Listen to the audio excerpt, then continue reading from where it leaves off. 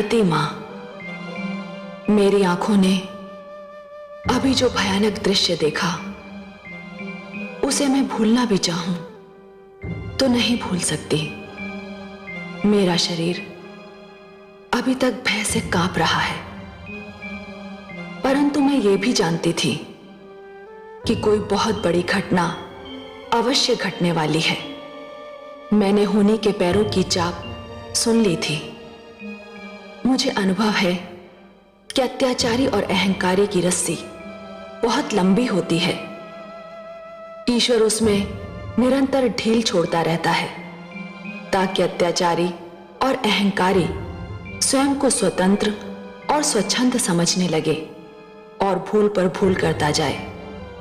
फिर एक दिन जब ईश्वर इस रस्सी को खींचता है तो फिर वो दुष्ट अहंकारी मुंह के बल गिरता है और जान लेता है कि कोई उससे भी अधिक बलवान, उससे भी अधिक शक्तिशाली है। वो जान लेता है कि उसकी स्वतंत्रता और स्वच्छंदता केवल उसका भ्रम था।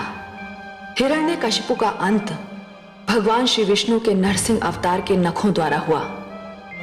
मैंने चैन की सांस ली। पुत्र प्रहलाद की यातना भरी परीक्षाओं का भी अंत हो गया। भगवान श्री विष्णु के आशीर्वाद से उसका कल्याण हुआ। माता लक्ष्मी का हृदय गदगद हो गया। इन्हीं दोनों के आशीर्वाद से प्रहलाद राजा बना। थोड़े ही समय में अपने स्वभाव से उसने अपनी प्रजा का मन जीत लिया। उसे एक सुंदर और सुशील पत्नी भी मिली। पत्नी धृति ने उसे 3 सुंदर पुत्र भी दिए, परंतु कथा को एक नया मोड़ लेना था।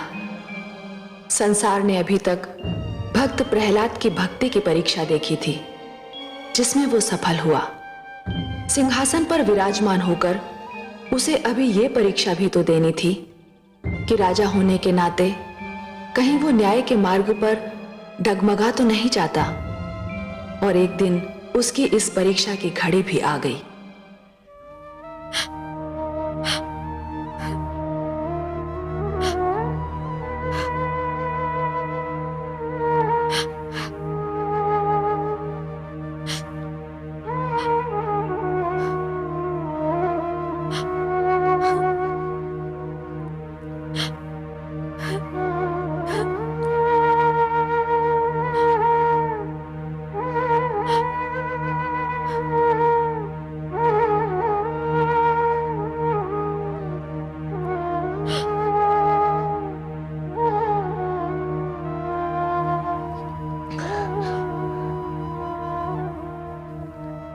जो हुआ मुझे उसका खेद है माते।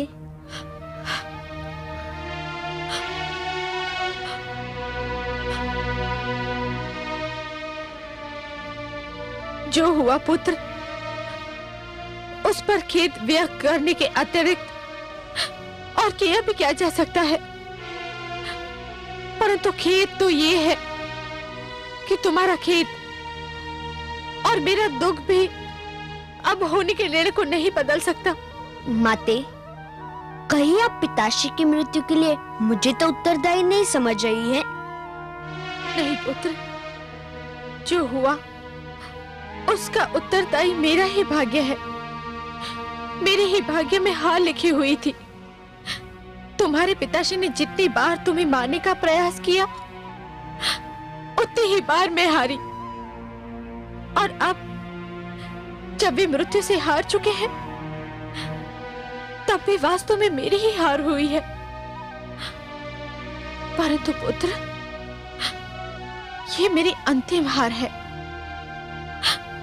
इसमें तुम्हारा कोई दोष नहीं है, कोई दोष नहीं है।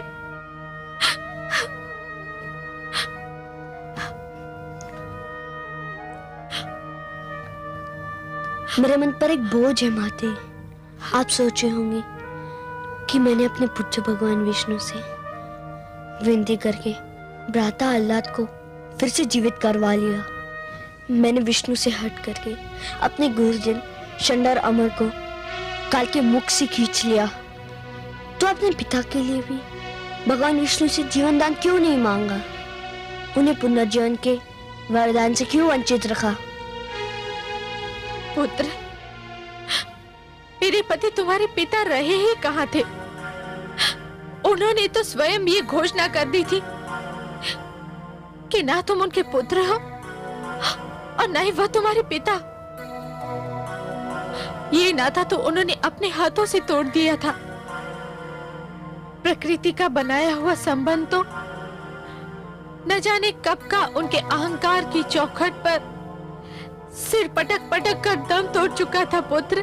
पर मैंने तो उस संबंध को कभी नहीं तोड़ा। मैं उस नाते को कभी नहीं भूला। मैं जानती हूँ पुत्र, इसीलिए तो मैं तुमको दोषी नहीं समझती हूँ। उन्होंने भगवान विष्णु से बैर किया और परिणाम वही हुआ जो भगवान के हर पैरी का होता है और होता रहेगा। कैसी विडंबना है ये, जो स्वयं को भगवान कहता था, सर्वशक्तिमान कहता था, जो स्वयं को दूसरों के प्राणों का रक्षक और स्वामी कहता था, वो अपने ही प्राणों की रक्षा न कर सका। तुमने पुत्र धर्म का पालन किया, परंतु मेरे पति पिता धर्म का पालन भी न कर सके। मैं पिता की छत्र छाया से वंचित हो चुका हूँ माते। मेरे सिर पर अब केवल आपकी छत्र छाया रह गई है। आपका प्रेम मेरा रक्षक रहा है, आपका आशीष मेरा रखवाला बना है। मुझे कभी स्वयं से दूर ना कीजिएगा। आपका स्नेह ही मेरे जीवन की सबसे बड़ी शक्ति है। मैं केवल ये कहने आया था कि अपने दुख में आप अकेली नहीं हैं। मैं आपके दुख का भागीदार हूँ। कुछ दुख ऐसे होते हैं पुत्र जिनका कोई भागीदार नहीं बन सकता। हर व्यक्ति को ये दुख स्वयं सहने पड़ते हैं, चुपचाप अपने ही भीतर रह करके। अब तुम जाओ पुत्र, अभी बहुत कार्य शेष है। तुम जाकर इन कार्य को पूरा करो, अपना पुत्र धर्म निभाओ। मुझे कुछ आवश्यक निर्णय करना है।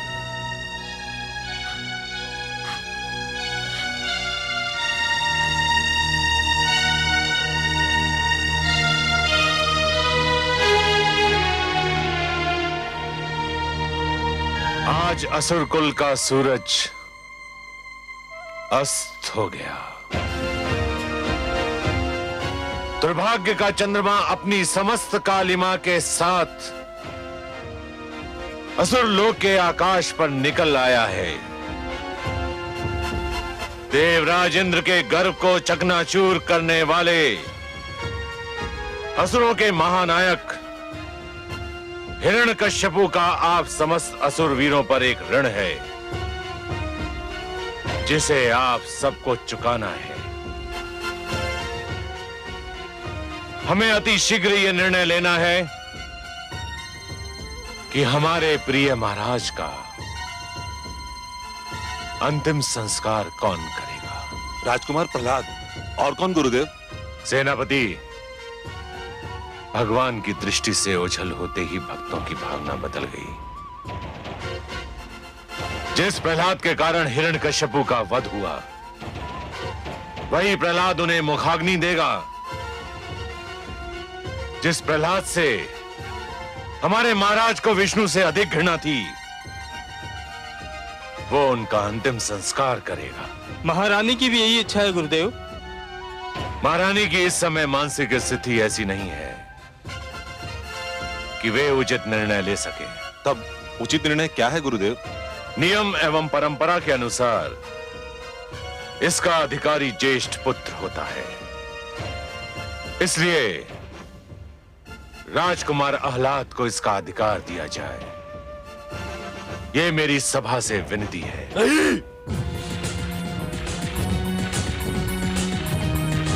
ना तो ये न्याय की दृष्टि से उचित है, ना तो धर्म की दृष्टि से।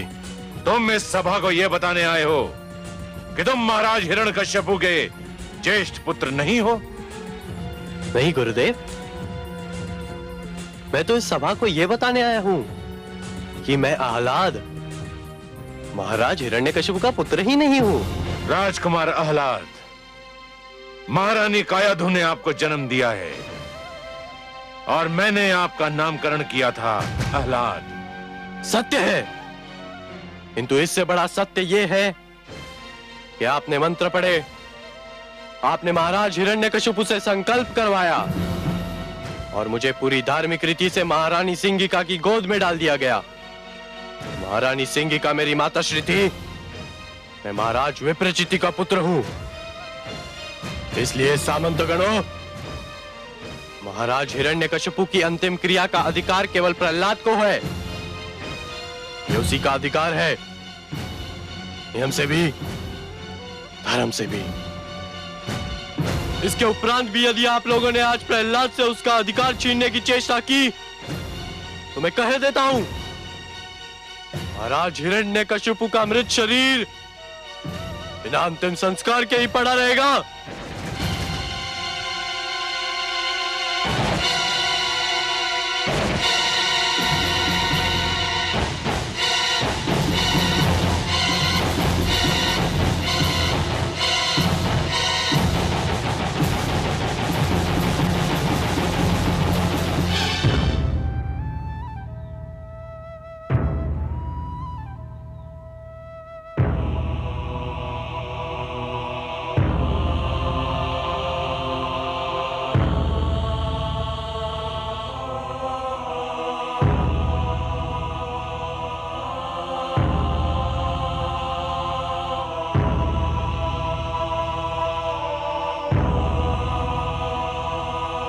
गुरुदेव, मेरे लिए क्या आदेश है? बस कुमार, महारानी कायदो की प्रतीक्षा है। गुरुदेव, जब पिताश्री के अंतिम संस्कार के लिए ज्येष्ठ पुत्र मेरे भ्राता आह्लाद यहाँ है, तो माताश्री को यहाँ क्यों बुलाया जा रहा है? मेरे माता का हृदय बड़ा ही कोमल है, वे अभी तक पिताश्री की मृत्यु से उभर नहीं पाई है। वत्स, इस समय तुम्हें अपने हृदय को वज्र की भांति इस्पात बनाने की आवश्यकता पड़ेगी। जिस समय असुरराज हिरण्यकशिपु की चिता को अग्नि दी जाएगी, उस समय तुम्हारी माता महारानी कायदो भी इसी चिता पर होंगी। क्या? नहीं, नहीं, ये संभव नहीं है। क्या शोक में माताश्री ने अपने प्राण त्याग दिए? नहीं पुत्र, वे जीवित हैं, सकुशल है। यह परंपरा है जिसमें एक सुहागन नारी प्रतिवता कहलाने के लिए अपने मृतक पति के सिर को अपनी गोद में लेकर उसकी चिता में जलकर सती बन जाती है। नहीं, नहीं, नहीं।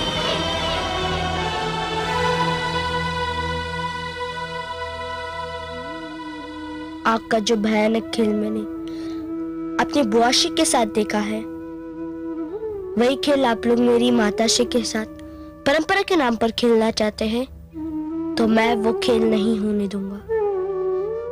मैं आज इस भयानक परंपरा को अपने पिताश्री की चिता में जलाकर समाप्त कर दूंगा। गुरुदेव,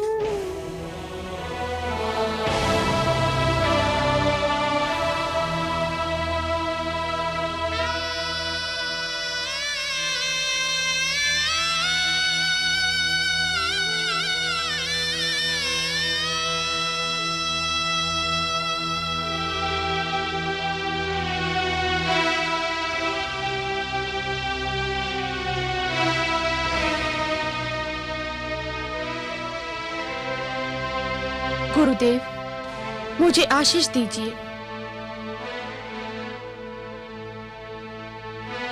देवादिदेव, महादेव तुम्हें अपना अंतिम कर्तव्य बिना किसी संकट के पूर्ण करने की शक्ति प्रदान करे।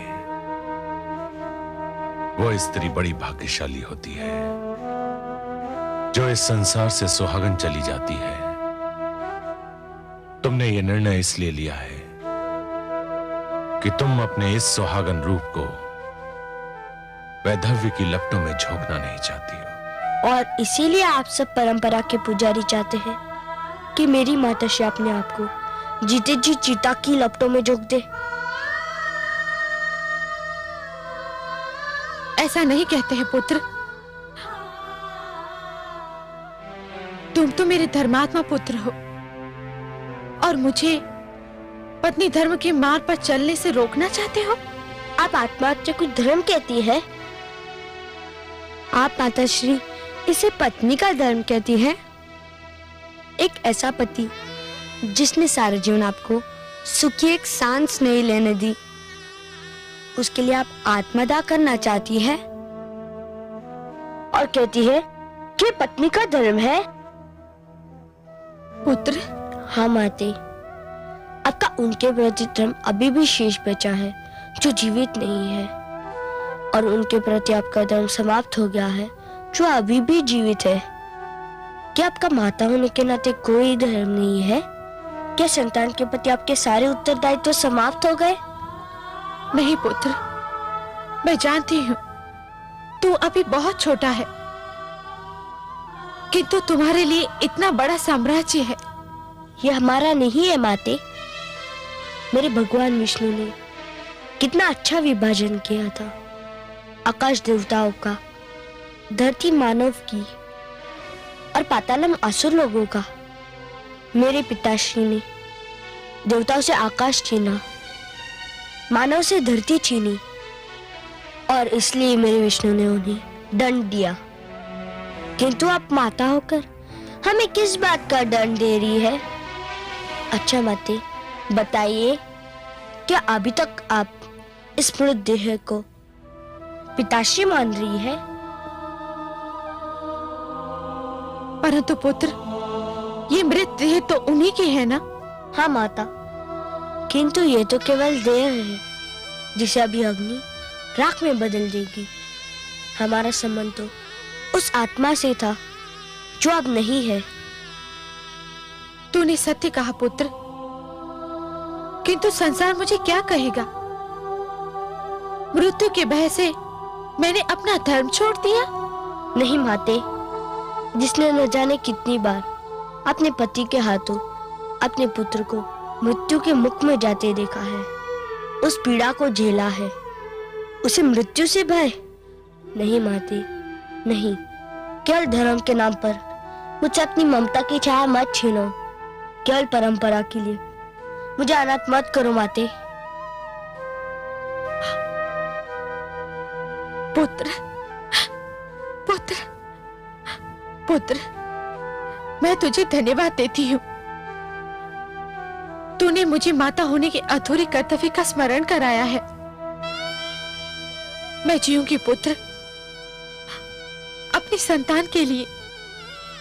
मैं केवल एक पत्नी नहीं, माता भी हूँ। ठीक है माते, तू मुझे आज्ञा दो कि मैं अपने पिता के देह को अग्नि दूं। आज अपने पिता के साथ साथ प्राचीन असुर परंपरा, अन्याय, अधर्म, घृणा और द्वेष, और उसके साथ साथ हिंसा की भावना को सदा के लिए अग्नि को समर्पित कर दूं।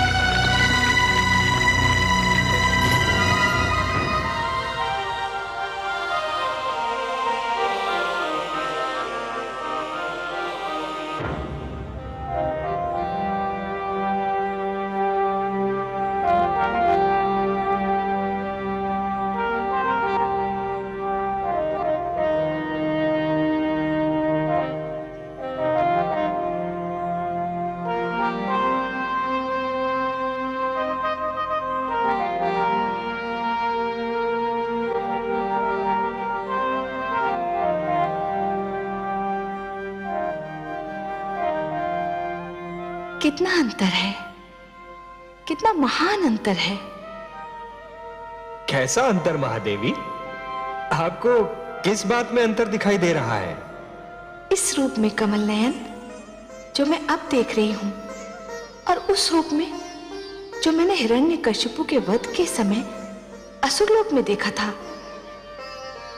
कहां ये पुष्प की भांति खिला हुआ मुख जिस पर उषा की लालिमा बिखरी हुई है, ये शांत और क्षीर सागर जैसे नयन जिनमें कोई उतरता चला जाए तो भी उसकी गहराई नहीं नाप सकता। ये समस्त सृष्टि को सुख और संतोष देने वाली मुस्कान जिसको देखते ही आपके चरणों में हृदय अर्पित करने को मन करे, और कहा वो विकराल रूप जिसे देखते ही हृदय में कंपन आरंभ हो जाए।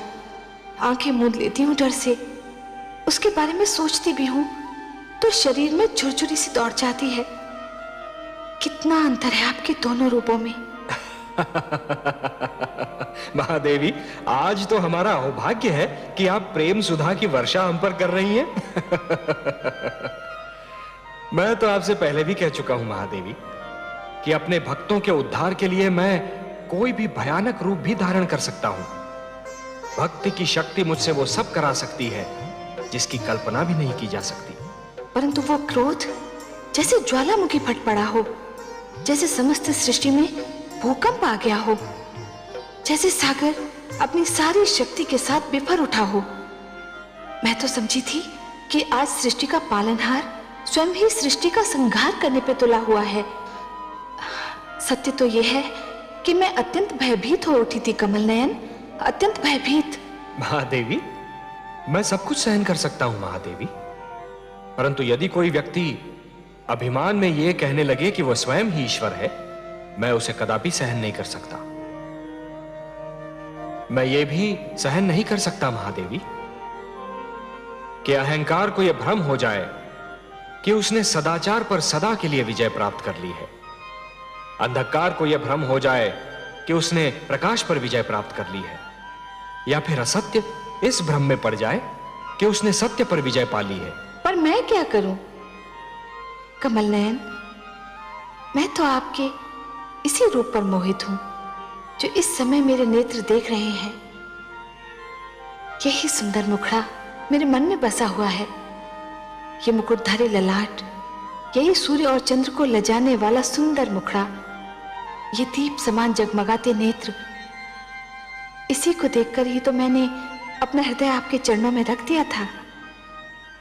महादेवी, यदि आपकी यही इच्छा है कि मैं ऐसा भयानक रूप कभी धारण ना करूं, तो मैं आपको यह वचन देता हूं, इसके आगे कभी ऐसा रूप धारण नहीं करूंगा जिसे देखकर आप भयभीत हो।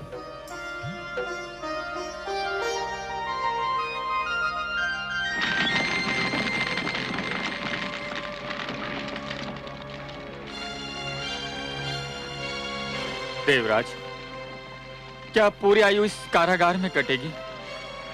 अब तो अमृतपान भी महंगा लगने लगा। यदि अमृत ना पिया होता तो हिरण्यकशिपु हमारा वध कर देता और हम सब इस कारागार की घुटन से मोक्ष पा जाए। ये सारा किया धरा ब्रह्मा जी का है, अपने ब्रह्मा जी का। न दिन में मरो न रात में, ये भी कोई वरदान है? न दिन में मरो न रात में, तो कब मरो? उनसे चतुर तो अपने अग्निदेव निकले। इतनी चतुराई से वरदान दिया कि हिरण्यकशिपु अपनी बहन को नहीं बचा पाया। परंतु हे देवराज, अब हमारा होगा क्या? अब आप लोग मुक्त हैं।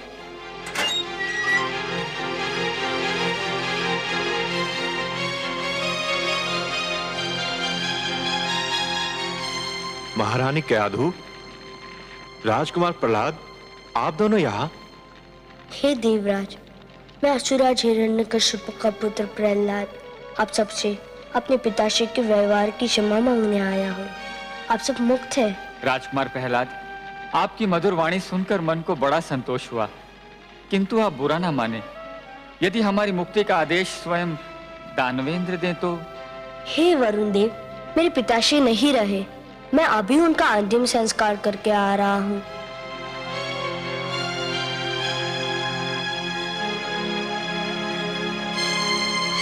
मेरा पुत्र सत्य कह रहा है।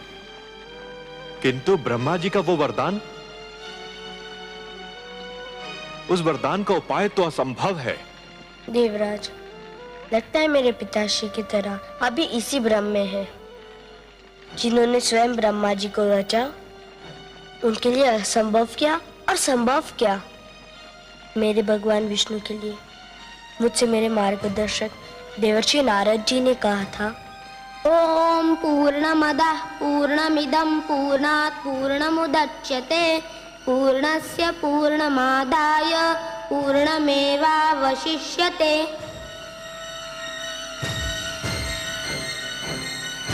मेरे विष्णु के समक्ष जाकर तो प्रश्न भी उत्तर बन जाता है।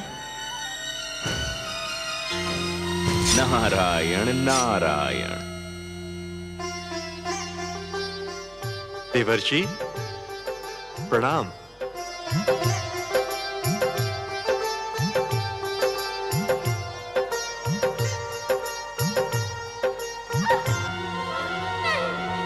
आओ आओ मेरे साथ, आओ मेरे साथ। नारायण नारायण। देवर्षि,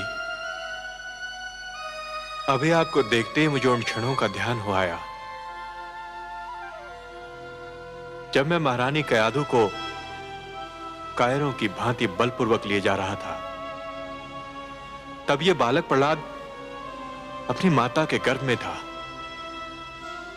और मैं इसे जन्म लेते ही मार डालने की सोच रहा था। देवराज, आप जिस बालक का वध करना चाह रहे थे, आज उसी के कारण आप इस कारागार से मुक्त हो रहे हैं। इसी बालक के कारण तो मेरे आराध्य देव वासुदेव को पृथ्वी पर नृसिंह के रूप में अवतार लेना पड़ा। हे बाल योगी प्रहलाद, मैं हृदय से आपको प्रणाम करता हूं। आपने हमें मुक्त करके हम सब पर बड़ा उपकार किया है। नहीं देवराज, आप देवता है, श्रेष्ठ है। मैं आपको अपनी माता की इच्छा अनुसार आपका देवलोक आपको लौटा रहा हूँ। कृपया उसको स्वीकार कीजिए। नारायण नारायण। क्या सोच रहे हैं देवराज? ये सत्य है, स्वप्न नहीं। नारायण नारायण। आज से देवता आकाश पर, मानव धरती पर और असुर पाताल में रहेंगे। कोई भी किसी की सीमा का उल्लंघन नहीं करेगा।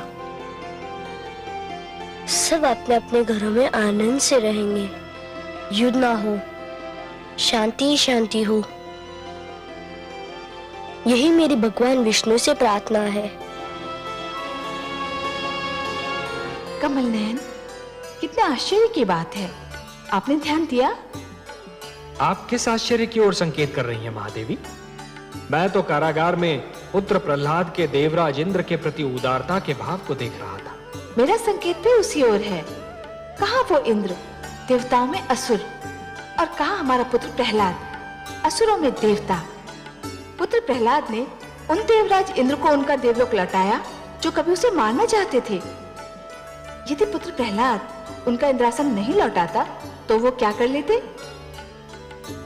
महादेवी, किसी व्यक्ति के पास सैकड़ों गायें होती हैं, सहस्रों हाथी होते हैं, लाखों घोड़े होते हैं और ऊपर से माणिक मोती की खानें होती हैं। परंतु जिस दिन उस व्यक्ति के पास संतोष का धन आ जाता है, ये सारे हाथी घोड़े माणिक मोती की खानें धूल के समान हो जाती हैं। प्रहलाद के पास संतोष का धन तो तभी से था जब से वो माता के गर्भ में था। इतना श्रेष्ठ बालक जिस दिन राजा बनेगा उसकी प्रजा कितनी सुखी होगी। हाँ, ये तो है। प्रहलाद भी एक दिन राजा अवश्य बनेगा। मुझे नहीं लगता पद्मनाभ, अभी तो इस बालक में किसी भी प्रकार का स्वार्थ नहीं है। महादेवी, राजा में ये गुण होना भी आवश्यक है। जो व्यक्ति निजी स्वार्थ को त्याग नहीं सकता वो अच्छा राजा कभी नहीं बन सकता। मैं सोचती हूँ कमल नयन, क्यों ना सारा संसार प्रहलाद की भांति हो जाए। महादेवी, जैसे स्वाति की हर बूंद मोती नहीं होती, जैसे कोयले की हर खान में हीरा नहीं होता, जैसे असंख्य तारों के बीच एक ही चंद्रमा होता है और समस्त ग्रहमंडल में एक ही सूर्य होता है, वैसे हर प्राणी प्रहलाद तो नहीं हो सकता ना महादेवी। एक इतिहास पुरुष को बनाने के लिए मुझे असंख्य प्राणियों को जन्म देना पड़ता है, और इसीलिए है महादेवी, प्रहलाद की महिमा के लिए हिरण्यकशिपु का होना आवश्यक है। आप सत्य कहते हैं पद्मनाभ। वो देखिए कमल नयन, पुत्र प्रहलाद शुक्राचार्य के आश्रम की ओर क्यों जा रहा है? महादेवी, दैत्य गुरु शुक्राचार्य असुर लोक को त्याग कर जाने वाले हैं। हो सकता है कि पुत्र प्रहलाद शिष्टाचार के नाते उन्हें विदा करने जा रहा हो। क्या कह रहे हो तुम? मस्तिष्क फिर गया है तुम्हारा। गुरुकुल छोड़कर कहां जाओगे? उस मार्ग पर जिस पर प्रहलाद के ज्ञान का उजाला फैला हुआ है, उस मार्ग पर जो सत्य का मार्ग है, धर्म का मार्ग है, कल्याण और मन की शांति का मार्ग है। पिताश्री, हम हिमालय जाकर तपस्या करेंगे, अपने पापों का प्रायश्चित करेंगे और अपने मन की खोई हुई शांति को ढूंढेंगे। हमें यहां शिक्षा भी नहीं मिली और हमारे मन की शांति भी खो गई। यहां रहकर हमने ऐसे कार्य किए जिन्हें सोचकर हमें स्वयं से लज्जा आती है। मुझे छोड़कर मत जाओ पुत्रों। यदि तुम दोनों चले गए तो मेरी दोनों भुजाएं टूट जाएंगी। आप जिस पथ के पथिक हैं पिताश्री, यदि उसी पर चलते रहे तो एक दिन आप स्वयं भी टूट जाएंगे।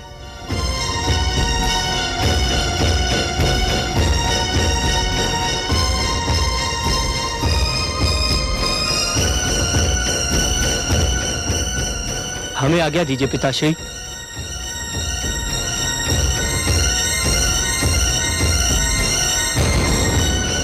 रुक जाओ मेरे पुत्रों, मुझे छोड़कर मत जाओ। षण्ड, अमार्क,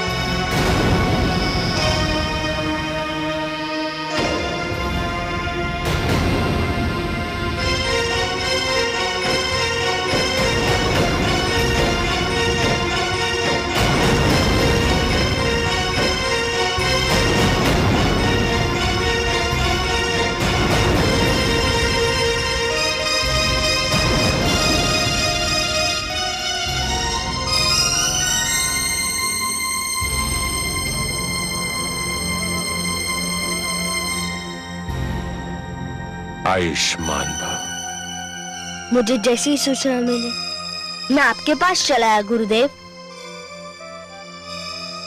किंतु वत्स, मुझे विदा करने के शिष्टाचार की अब कोई आवश्यकता नहीं है। मैं आपको विदा करने नहीं आया हूँ, तब मैं आपको रोकने आया हूँ। क्या तुम मुझे रोकने आए हो? हाँ गुरुदेव, आप महान हैं, असुरों के गुरु हैं, मेरे आचार्य हैं।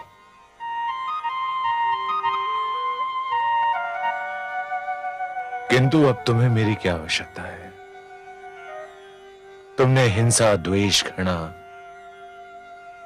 तथा असुरों की परंपरा को अपने पिता की अर्थी के साथ कंधा दे दिया है। तुम्हारे राज में तो अब केवल विष्णु के मानने वालों को ही स्थान मिलेगा। नहीं गुरुदेव, मानने का संबंध विश्वास से है। जो ईश्वर को मानेंगे वे मेरे हैं, जो नहीं मानेंगे वे भी मेरे हैं। मेरा ईश्वर पर इतना अटल विश्वास है कि ये मानने लगा कि ईश्वर को मनवाने की कोई आवश्यकता नहीं है।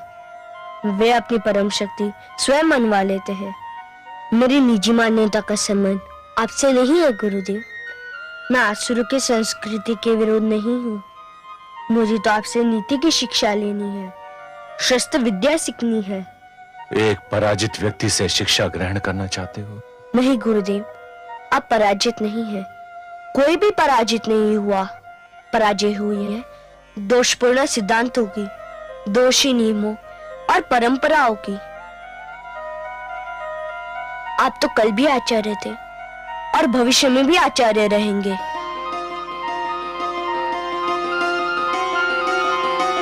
मुझे छोड़कर मत जाइए आचार्य, आसुरों को छोड़कर मत जाइए। मैं आपके मार्ग में पड़ा हूं। यदि जाना है तो मेरे मस्तक पर पैर धर के निकल जाइए। उठो पुत्र। पुत्र, मैं संसार में अपने आप को सबसे बड़ा हठी समझता था, किंतु मैं तुमसे हार मानता हूं। मैं नहीं चाहूंगा। मैं तुम्हें शिक्षा दूंगा, नीति की, शस्त्र की, ज्ञान विज्ञान की, किंतु तुम भी मुझे वचन दो कि तुम मुझसे विष्णु भक्ति की हट नहीं करोगे। मैं वचन देता हूँ, आपके ओर से भी उनकी भक्ति मैं कर लूंगा। आप तो बस मेरे मस्तक पर अपना हाथ रख दीजिए।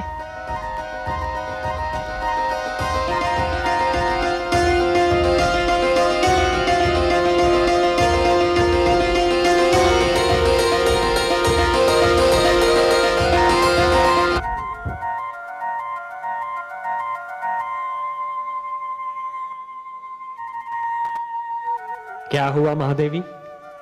आपने तो कहा था कि पुत्र प्रहलाद संकट को विदा करने जा रहा है। संकट? कैसा संकट महादेवी? मेरा तात्पर्य शुक्राचार्य से है। शुक्राचार्य? क्या हुआ, वो सकुशल तो हैं? शुक्राचार्य तो सकुशल हैं, किंतु मेरे पुत्र प्रहलाद की कुशलता का क्या होगा? अब क्या किया आपके पुत्र ने? क्या किया? उसने अपने आंगन में नाग पाल लिया है। अब नाग तो उसे डसेगा ही। महादेवी, आपने चंदन का वृक्ष देखा है? देखा है कमल नयन। चंदन के वृक्ष के चारों ओर नाग ही नाग होते हैं, पर उनके विष का प्रभाव चंदन के वृक्ष पर पड़ता ही नहीं। अपना प्रहलाद भी चंदन है।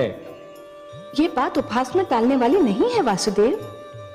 पुत्र प्रहलाद कितना सीधा, कितना सरल है। शुक्राचार्य रूपी संकट अपने आप टल रहा था।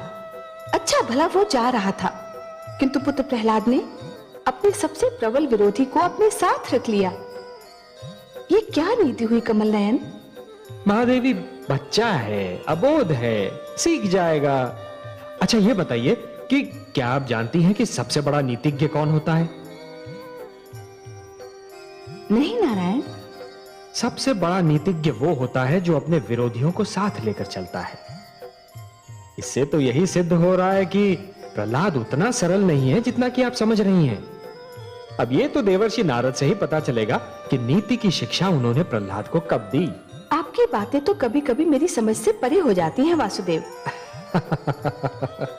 महादेवी, हमारे प्रहलाद को राजा बनना है और एक अच्छे शासक के विरोधी तो होने ही चाहिए। जब तक उसके विरोधी नहीं होंगे वो सतर्क नहीं होगा, सावधान नहीं होगा और प्रजा में प्रिय भी नहीं होगा। आज समस्त संसार में दैत्य गुरु शुक्राचार्य से श्रेष्ठ राजनीति का कोई आचार्य नहीं मिलेगा। वो मेरे विरोधी अवश्य है महादेवी, परंतु आज तक उन्होंने कभी अपने कर्तव्य से मुख नहीं मोड़ा और इसीलिए वो मुझे प्रिय भी हैं। महादेवी, आप तो बस प्रहलाद जैसे पुत्रों की चिंता कीजिए और सृष्टि के सारे शुक्राचार्यों की चिंता मुझे करने दीजिए।